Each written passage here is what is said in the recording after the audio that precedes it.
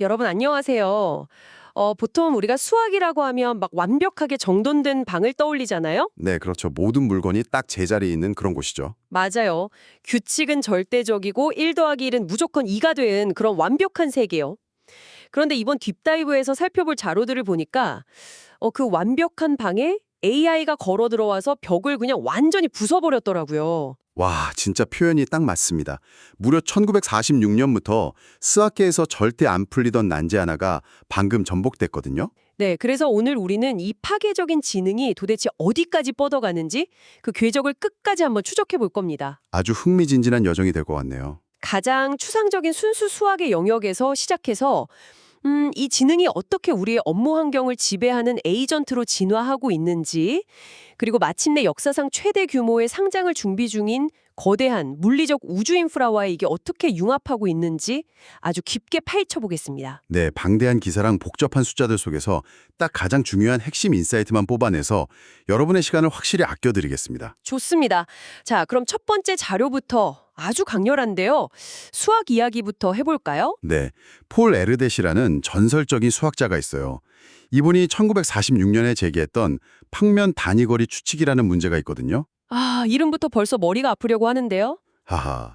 네, 근데 이 엄청난 난제가 최근에 오픈 AI의 범용 추론 모델에 의해 반증되었습니다. 심지어 외부 수학자들의 교차 검증까지 다 마친 상태고요. 와, 교차 검증까지요? 일단 여러분을 위해서 이 문제가 뭔지 아주 쉽게 짚고 넘어가죠. 상상해 보세요.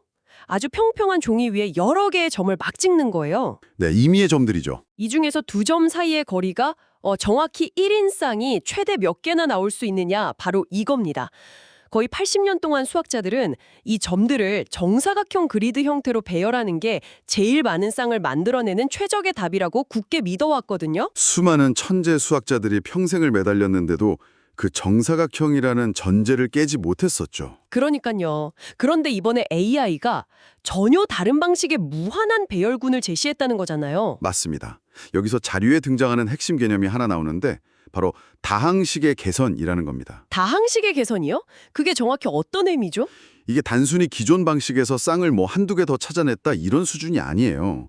문제의 규모가 커질수록 정답이 증가하는 수학적 곡선이 있잖아요. 네네. 즉, 방정식의 스케일링 자체를 근본적으로 완전히 바꿔버렸다는 뜻입니다. 와, 진짜 소름 돋네요. 근데 여기서 제가 정말 놀랐던 건 이겁니다. 이 문제를 푼 AI가 무슨 수학만 파고든 수학의 신 같은 특화 모델이 아니라는 거예요. 아, 맞아요. 그냥 평범한 범용 모델이었죠. 네, 그냥 범용 AI잖아요. 자료를 보면 이 AI가 대수적 정수론하고 기하학 사이의 어떤 예상치 못한 연결고리를 찾아냈다고 하거든요.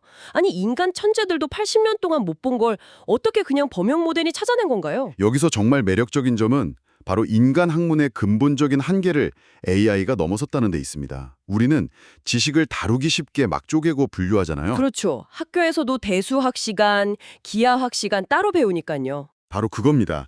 대수학이라는 방, 기하학이라는 방을 따로 만들어 두고 그 안에서만 사고를 하는 거예요. 비유하자면 80년 동안 수학자들은 복잡한 3차원 퍼즐에 불을 비춰서 벽에 생긴 2차원 그림자만 보고 문제를 풀려고 했던 것과 같습니다. 아, 대수학 그림자 따로 보고 기하학 그림자 따로 보고. 네, 각자의 방에서 그림자만 연구한 거죠. 그럼 AI는 인간이 만들어 놓은 그 방의 벽이나 그림자라는 개념 자체가 아예 없었다는 거군요. 맞습니다. AI는 그냥 퍼즐 옆으로 성큼성큼 걸어가서 3차원 실물 그 자체를 요리조리 들여다본 거예요. 와, 비유가 찰떡이네요. AI의 신경망 안에서는 대수학과 기하학이 분절된 학문이 아니거든요. 그냥 거대한 패턴과 데이터의 연속일 뿐이죠. 인간의 인지적 사각지대, 그러니까 우리가 무의식적으로 분리해 놓았던 두 영역을 가로지르는 다리를 스스로 놔버린 겁니다. 80년 동안 거실에서 잃어버린 열쇠를 찾고 있었는데 처음 놀러온 손님이요? 냉장고 문을 쓱 열더니 여기 있는데요 하고 찾아준 격이네요. 하하, 네, 완벽한 요약입니다. 자, 이렇게 추상적인 세계에서 인간의 고정관념을 깬 AI가 순수 학문에만 머무르는 게 아닙니다. 진짜 흥미로워지는 부분은 바로 여기입니다. 네, 이제 텍스트 창을 넘어섰죠. 맞아요. 이 생각하는 지능이 좁은 텍스트 감옥을 벗어나서 우리의 실제 업무 환경 속으로 들어와 행동하기 시작했습니다. 오픈 AI의 코덱스 비디오 데모 자료를 보면 이 진화가 아주 명확하게 보이더라고요. 과거의 코딩 AI 생각해보면 단순히 이런 코드 좀 짜줘 하면 텍스트로 쭉 뱉어내는 식이었잖아요. 네, 그냥 복사해서 붙여넣기 하는 용도였죠. 근데 지금의 코덱스는 완전히 다릅니다. 자기가 직접 터미널을 열고 웹브라우저를 띄우고 각종 앱들하고 실시간으로 상호작용을 해요. 다단계 작업을 스스로 막 수행하는 거네요. 네, 인간이 감독하는 동안 시스템이 능동적으로 판단을 내리는 거죠. 잠깐만요. 여기서 제가 여러분이 가질 법한 시니컬한 질문 하나 대신 던져보겠습니다. 화면을 스스로 클릭하고 작업을 수행하는 건 이미 수십 년 전부터 있던 매크로 프로그램이나 자동화 툴들도 다 하던 거잖아요. 아, 네, 그 RPA 같은 거 많이 쓰시죠? 네, 마우스 커서 징징 움직이게 하는 게 왜 갑자기 지식 노동자들의 일상을 완전히 바꿀 혁명이라고 부르는 건지 약간 갸우뚱하거든요. 좋은 질문입니다. 과거의 매크로는 쉽게 말해 눈을 가린 채 걷는 로봇과 같아요. 철저하게 인간이 정해준 규칙 기반이죠. 아, 화면에 X좌표 100, Y좌표 200 지점을 클릭해라 이런 식으로요. 네, 그런데 웹사이트가 업데이트돼서 그 버튼이 딱 1픽셀이라도 옆으로 이동하면 어떻게 될까요? 그냥 허공을 막 클릭하다가 에러 나고 멈춰버리죠. 맞아요. 시스템이 붕괴하는 겁니다. 하지만 지금 등장하는 AI 에이전트들은 화면의 시각적 의미적 구조를 스스로 이해합니다. 아, 그러니까 화면의 요소를 인식하고 맥락을 판단한다는 거네요. 어제는 로그인 버튼이 왼쪽 상단에 있다가 오늘 우측 하단으로 이동해도 알아서 찾아간다는 뜻입니까? 바로 그겁니다. 아, 저기로 갔구나 하고 스스로 찾아가서 누르는 거예요. 정해진 스크립트를 따르는 게 아니라 인간이 부여한 목적을 달성하기 위해 소프트웨어를 직접 운영하는 겁니다. 와, 직접 운영한다. 진행 중에 에러가 나면 스스로 디버깅하고 다음 단계를 고민해서 결정하죠. 그럼 에이전트가 알아서 다 하면 여기서 남는 유일한 병목 현상은 결국 인간이네요? 네, 안타깝게도 그렇습니다. 우리 머릿속에서는 막 아이디어가 1초에 수십 개씩 번뜩이는데 손가락 타이핑 속도는 그걸 못 따라가서 답답할 때가 한두 번이 아니거든요. 그 병목을 시원하게 부숴버리는 기술이 바로 자료에 등장하는 위스퍼 플로우 같은 도구입니다. 현재 오픈 AI, 버셀, 클레이 같은 기업들이 이 기술을 아주 적극적으로 사용하고 있죠. 저도 이거 자료 보고 진짜 신기했어요. 그냥 마이크에 대고 아무렇게나 막 떠들면 되더라고요. 네, 말 더듬어도 상관없습니다. 맞아요. 말하다가 아니야 이 버튼 말고 저걸로 하자. 아 참 아까 그 조건도 추가해줘. 이런 식으로 두서없이 말하고 중간에 딴소리를 섞어도 이걸 완벽하게 구조화된 텍스트 프롬프트로 싹 변환해 주잖아요. 단순히 음성을 텍스트로 바꾸는 게 아니라는 게 핵심 같습니다. 정확합니다. 단순 전사가 아니라 화자의 의도 자체를 재구성하는 거예요. 우리가 타이핑을 하다 보면 복잡한 제약 조건이나 미묘한 맥락을 무의식적으로 생략해버리기 쉽잖아요. 귀찮으니까. 네, 대충 쓰게 되죠. 알아듣겠지 하고. 그런데 음성으로는 생각의 흐름을 날 것 그대로 쏟아낼 수 있단 말이죠. 위스퍼 플로우는 그 혼돈의 말들 속에서 논리적 뼈대만 딱 추려냅니다. 와, 대박이네요. 그래서 AI 에이전트가 즉각적으로 행동할 수 있는 완벽한 지시소로 변환을 해주는 거예요. 인간의 뇌에서 나오는 복잡한 의도가 타이핑이라는 지연 시간 없이 에이전트의 시생력과 실시간으로 동기화되는 거죠. 네, 수학적 추론을 넘어서 스스로 행동하는 에이전트, 그리고 인간의 뇌와 직접 동기화되는 단계까지 왔습니다. 자, 그럼 이제 누구나 가질 법한 가장 냉혹하고 현실적인 질문을 던져볼 차례네요. 돈 이야기군요. 맞습니다. 그래서 이걸로 돈을 벌 수 있는가? 이 엄청난 지능을 유지하는 데 들어가는 그 막대한 서버 비용과 전기세를 감당하고도 이익이 남느냐는 거죠. 지금까지 AI는 그야말로 돈 먹는 하마였잖아요. 천문학적인 컴퓨팅 파워가 요구되니까요. 재무적 지속 가능성은 사실 AI 산업 전체의 목줄을 쥐고 있는 가장 중요한 문제입니다. 그런데 엔스로픽의 최근 재무자료를 보면 여기서 거대한 변곡점이 딱 나타납니다. 2분기에 무려 109억 달러의 매출을 예상하고 있어요. 1분기가 48억 달러였으니까 무려 130%나 폭등한 수치죠. 네, 그리고 가장 중요한 숫자가 뒤에 나옵니다. 약 5억 5,900만 달러의 첫 영업이익을 기록할 예정이래요. 이걸 더 큰 그림과 연결해 보면요. 정말 AI 역사에 남을 상징적인 순간입니다. 최첨단 프론티어 모델이 드디어 수익 분기점을 넘겼다는 뜻이니까요. 현재 진행 중인 펀딩 라운드에서 엔스로픽의 기업 가치가 9천억 달러에 달해서 오픈 AI를 넘어설 수도 있다고 하더라고요. 엄청난 속도죠. 이거 팬데믹 시절 줌의 폭발적인 성장세나 상장 전 구글, 페이스북보다도 훨씬 가파른 곡선이잖아요. 오픈 AI가 올해 14조억 달러, 막대한 적자를 낼 걸로 예상되고 일론 머스크의 XAI가 엄청난 현금을 불태우고 있는 상황이랑 아주 극명하게 대비됩니다. 네. 시장의 분위기가 완전히 달라지고 있다는 증거죠. 그래서 이게 다 무슨 의미일까요?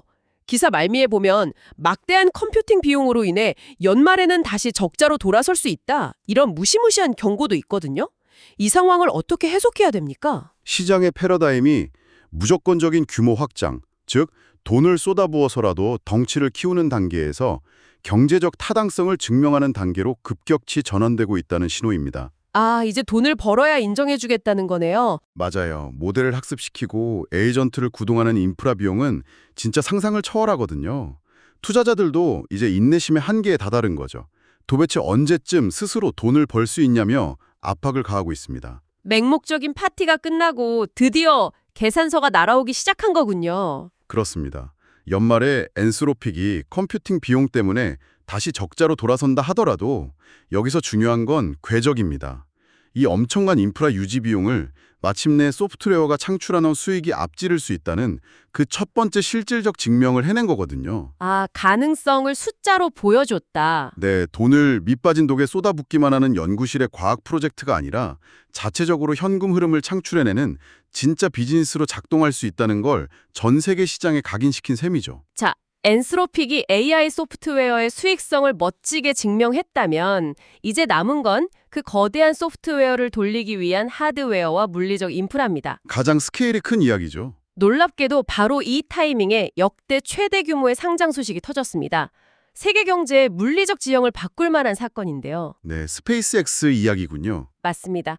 스페이스X가 나스닥에 SPSS라는 티커로 S1 서류를 제출하면서 상장을 예고했어요. 목표 기업 가치가 1조 7,500억 달러, 하나로 무려 2,000조 원이 훌쩍 넘는 금액입니다. 여기서 750억 달러를 조달할 계획이고요. 역사상 유례가 없는 엄청난 규모의 IPO죠. 그런데 잠깐, S1 서류라는 게 기업이 상장하기 전에 우리 회사가 뭘 하고 돈은 어떻게 버는지 사업 구조를 대중한테 투명하게 공개하는 핵심 문서잖아요. 네, 투자자들을 위한 성적표 같은 거죠. 6월에 스페이스X가 일론 머스크의 AI 기업인 xAI를 흡수 합병했어요. 게다가 올해에만 AI 인프라에 127억 달러를 쏟아부었고요. 테슬라, xAI, 인텔과 함께 테라팹이라는 자체 반도체 프로젝트도 주도하고 있죠. 맞아요. 일론 머스크가 의결권의 85%를 쥐고 이 모든 걸 완전히 통제하고 있고요. 자, 여기서 제가 날카롭게 태클 하나 걸어보겠습니다. 여러분도 아시다시피 스페이스X는 로켓 쏘고 위성 띄우는 우주 물류 기업이잖아요. 원래는 그랬죠.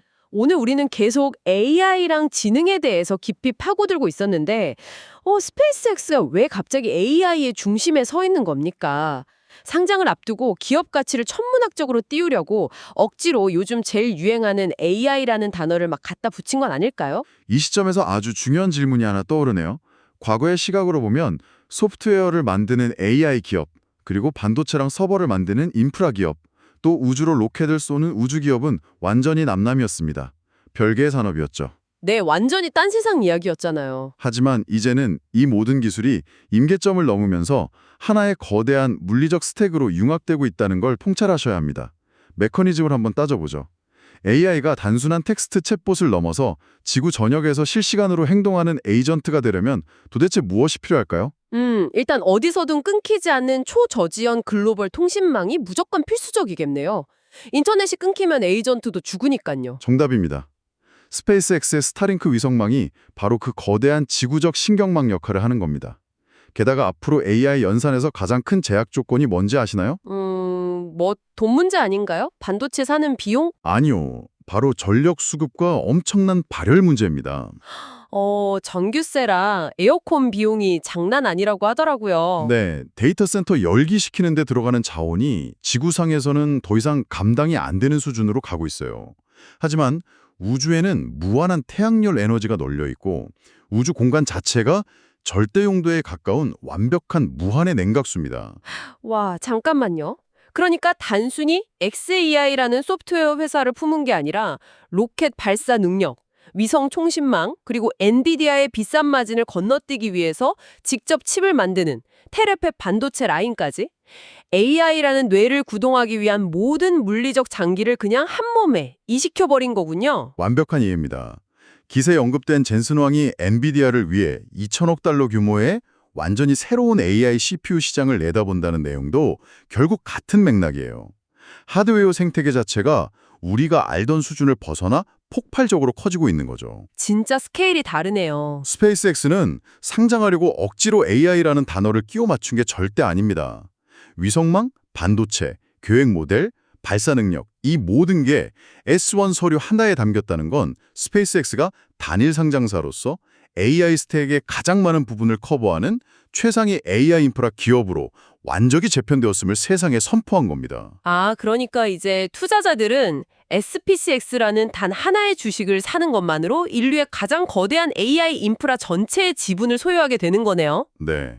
가장 밑단의 반도체부터 우주의 통신망, 그리고 그 위에서 생각하는 인공지능까지요. 진짜 머리가 멍해질 정도로 거대한 변화입니다.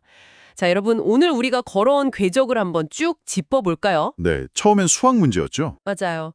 먼저 1946년에 해묵은 수학 난제를 인간이 만들어둔 학문의 벽을 스스로 허물어가며 풀어낸 순수한 형태의 AI 추론 능력을 목격했습니다.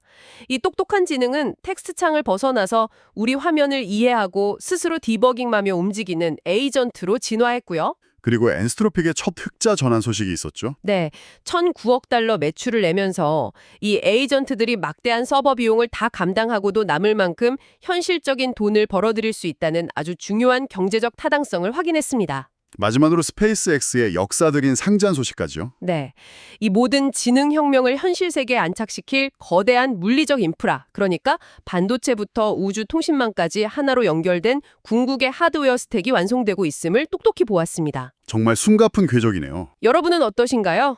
이 엄청난 퍼즐 조각들이 머릿속에서 어떻게 맞춰지고 있나요? 단순한 챗봇 업데이트가 아닙니다.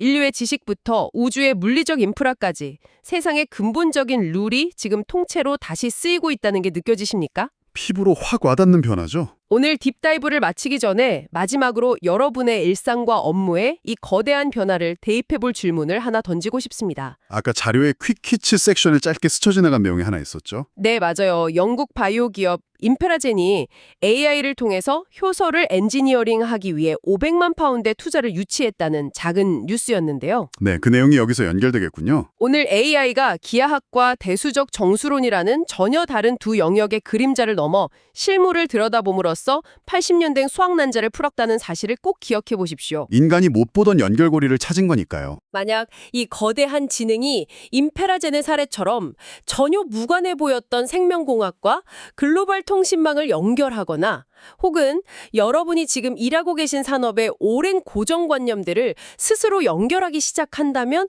어떤 일이 벌어질까요? 상상만 해도 짜릿하네요. 모두가 당연하다고 생각해서 지난 수십 년간 쳐다보지도 않았던 사각시대, 즉 여러분의 업계에 숨겨진 1940년의 난제는 과연 무엇입니까? AI가 인간이 세워둔 그 견고한 벽을 부수고 아무도 예상치 못한 곳에서 답을 찾아내는 순간 여러분의 일과 비즈니스는 어떻게 재편될지 한번 깊이 고민해 보시기 바랍니다. 우리가 가장 당연하게 여겼던 제약 조건들이 허물어지는 바로 그 지점에서 언제나 가장 파괴적인 혁신이 시작될 테니까요. 지능의 한계가 무너진 세계? 여러분은 어떤 질문을 던지시겠습니까? 오늘 우리의 심층 탐구는 여기까지입니다.